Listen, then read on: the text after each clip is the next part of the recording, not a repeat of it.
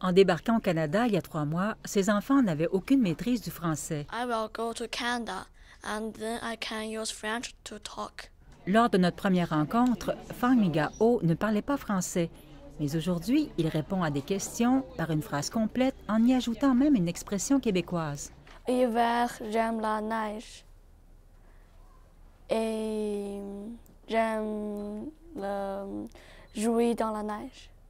C'est fun. Les élèves ont une excellente progression. C'est déjà des élèves là, qui, avec les sons, supposons le S qui fait poison ou les deux S qui font poisson, ils sont capables de reconnaître déjà plusieurs sons. On va regarder une partie de l'histoire de Casse-Noisette.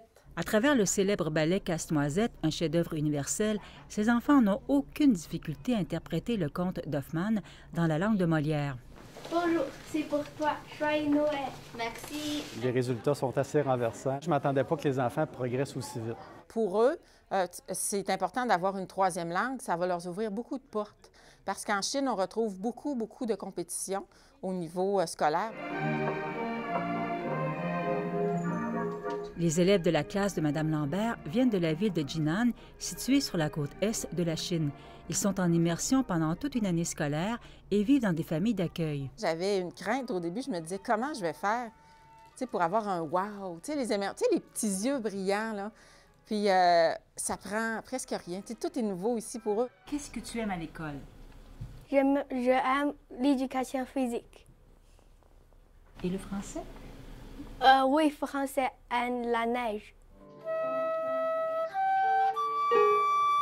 En plus du français, les enfants poursuivent leur programme régulier de base dans leur langue maternelle, y compris la musique. Qu'est-ce que tu aimes au Québec? J'aime jouer dans la neige. Parce que c'est très drôle.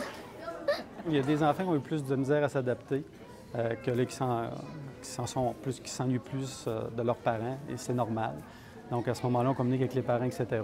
Voici l'hymne national de la Chine.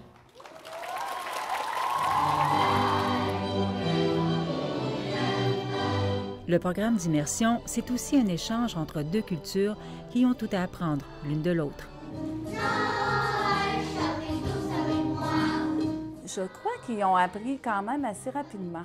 Je leur ai montré en 4 ou 5 périodes de cours la chanson Noël Jazz en français.